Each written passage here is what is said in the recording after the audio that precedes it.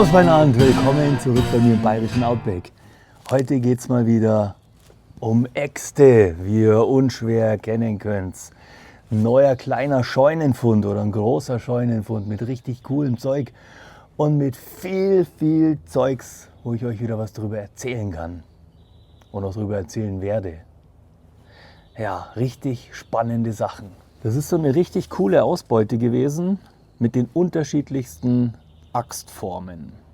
Wir werden natürlich wieder versuchen, mit allen von diesen Äxten zu werfen, wobei das bei der einen oder anderen wahrscheinlich schwieriger ist, weil es ja immer zwei verschiedene Äxte gibt. Es gibt ja Äxte, die mittig angeordnet sind, so wie diese hier.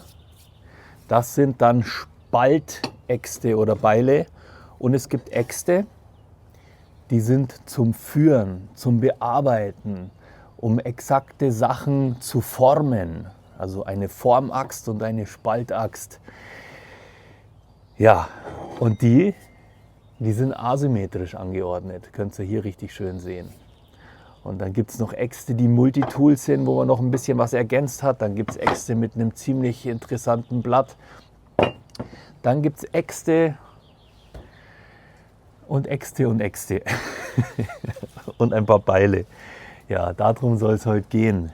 Wie ich gerade sagte, normale Axt spalten, asymmetrische Äxte und Beile zum Formen. Die gibt es für Links- und Rechtshänder. Das hier ist jetzt eine für die rechte Hand und das hier leider auch. Das heißt, wenn man an den Balken zum Beispiel entlang gearbeitet hat, dann hat man praktisch die eine Axt für links und die andere Axt für rechts genommen. Und man hat immer mit der Maserung entlang gearbeitet und das sauber gespalten, weil früher waren die ganzen Balken, und darum haben die auch wesentlich länger gehalten, gehackte Balken.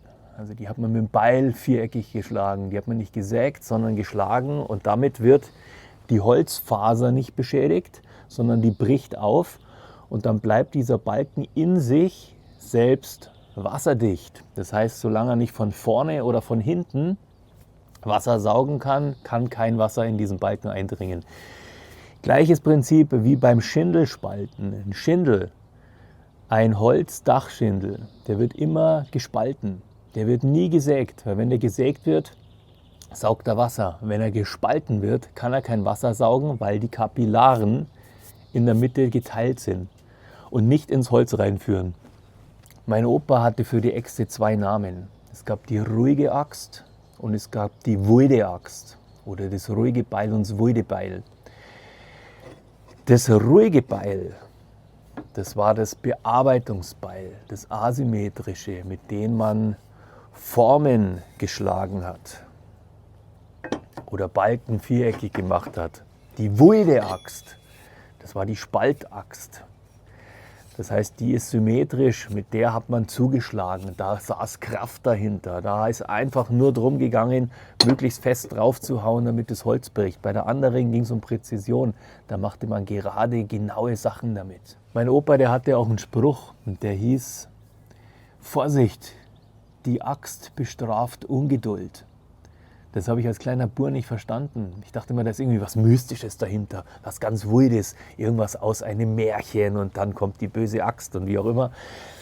Aber da steckt sehr viel Wahrheit drinnen, weil du mit der Axt einfach vorsichtig sein sollst. Und das ist genau das, was er mir sagen wollte. Pass mit der Axt auf, weil wenn du ungeduldig und hudelig bist und zack, passiert was. Sondern gewissenhaft das Teil in die Hand nehmen, einen festen Griff, den Ärmel zurück, damit der Ärmel nicht in die Handfläche reinrutscht und dir dann vielleicht die Axt auskommen könnte. Immer gucken, ob das Blatt gut sitzt, nicht so wie hier. Dann haut man es auf den Tisch, dann ist es wieder gefestigt. Das hat er gemeint mit die Axt bestraft Ungeduld. Die spannendste Geschichte sind natürlich diese schönen asymmetrischen Beile. Die wurden tatsächlich genau für eine Person angepasst. Da wurde genau geschaut, wie breit baut die Faust auf, wie hält er das Handgelenk und wie arbeitet er damit er praktisch mit seiner Faust und mit seinem Handgelenk an dem Holz, an dem Werkstück vorbeikommt. Das heißt, das ist eine richtig maßgeschneiderte Geschichte gewesen. Die sind auch ziemlich schwer, also ich glaube, dass die 2 Kilo wiegt. Und es ist auch ein Multifunktionswerkzeug. Also es sind wirklich alles handgeschmiedete Blätter. Es ist echt interessantes Zeug dabei. Und hier, seht ihr, da ist auch noch ein Nagelzieher hinten mit dran geschmiedet. Den haben sie dann nachträglich rausgezogen, so wie das ausschaut, oder schon ein paar Mal repariert, weil der ziemlich individuell ausschaut, sage ich jetzt mal. Also er funktioniert, aber man sieht, dass es richtig schön mit der Hand rausgeschmiedet ist. Die Schmiedprägungen, auch immer spannend. Dann nehmen wir jetzt die mal zum Werfen, gleich mal testen. Also jede Wachs, die ich euch vorstelle, gleich rauswerfen und dann wieder her und dann quatschen wir weiter.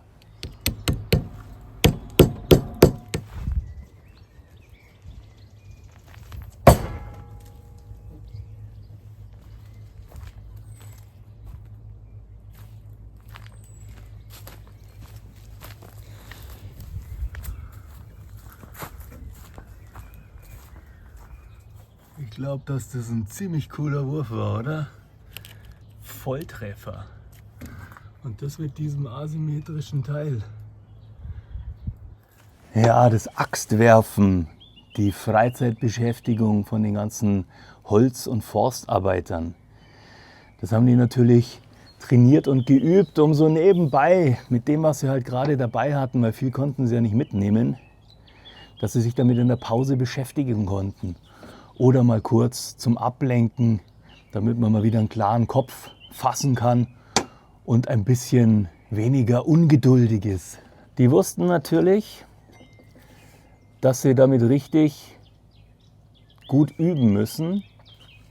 Weil wenn sie unterwegs sind und machen beim Axt- oder Beilwerfen ihr Werkzeug kaputt, dann müssen sie sich halt einen neuen Stiel schnitzen.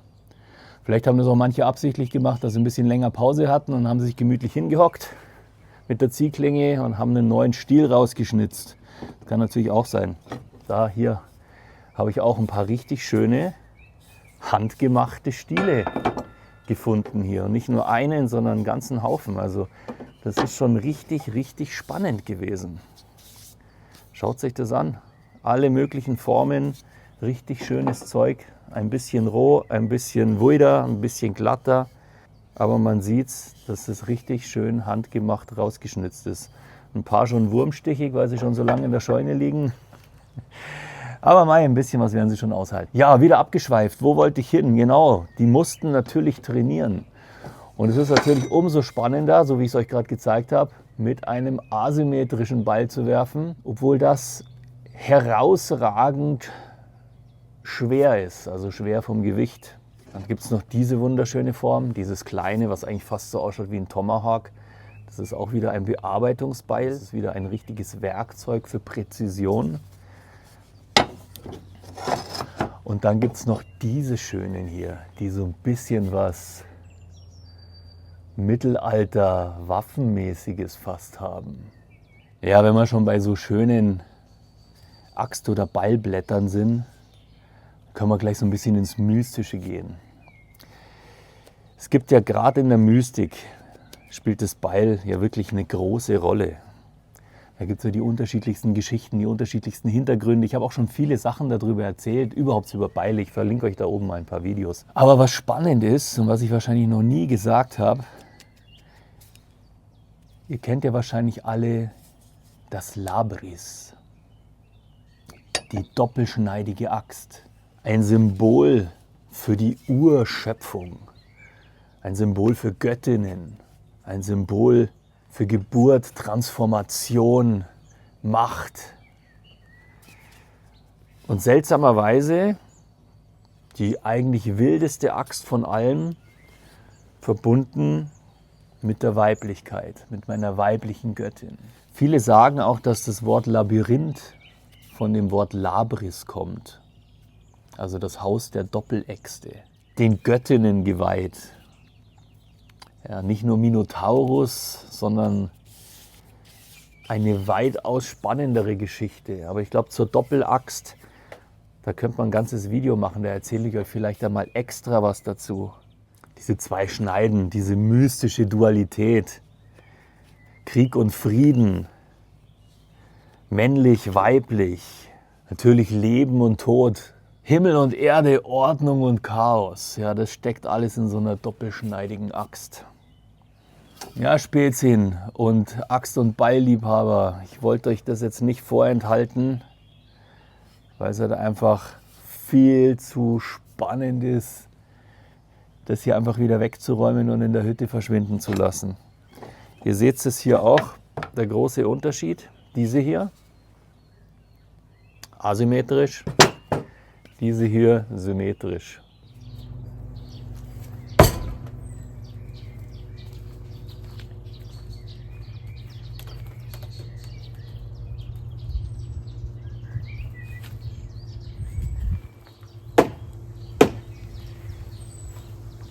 Ja, wie ich euch gesagt habe, immer vorher das gucken, nicht nachher. Dann funktioniert es auch gleich besser. Ja, wieder abgeschweift ins Mystische. Eigentlich wollte ich euch nur so ein bisschen die Äxte zeigen, weil da wirklich cooles Zeug dabei ist. Ihr habt gesehen, man kann mit jeder werfen, was ich besonders spannend finde. Jetzt gehen wir noch ein bisschen Axt werfen. Und dann werde ich mir die ein oder andere raussuchen, die wir richtig schön restaurieren. Meine zwei neuen Favoriten ist irgendwie dieses Teil hier, weil es echt wild ausschaut. Und dieses hier. Also das sind schon zwei wirklich spannende Errungenschaften, die mich richtig freuen. Ja, was haben wir gelernt? Die wildeste Axt von allem ist weiblich. Was soll ich noch sagen? Kauft kein Klump, lasst euch nicht ärgern. Ich wünsche euch ein wunderschönes Wochenende. Pfiat euch.